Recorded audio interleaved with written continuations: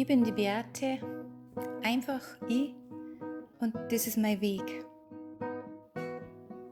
Auf eine ganz spannende Reise habe ich mich mit meinen eigenen Songtexte und Lieder begeben und ich mag es gern mit anderen teilen.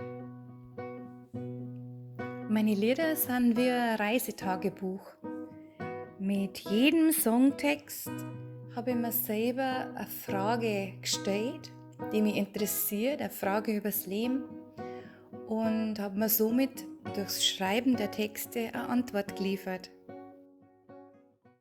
Jenseits von gut oder schlecht. Das Lied Jenseits von gut oder schlecht habe ich geschrieben und wollte gern dahinter schauen, was ist das mit dem gut oder schlecht. Das sind ja nur unsere Gedanken. Ja. Es kommt ein Gedanke und der sagt dir, das vor dir ist jetzt gut oder schlecht, und dann glauben wir es mehr und wir bewerten die Sache. Das ist auch ganz menschlich, das darf so sein.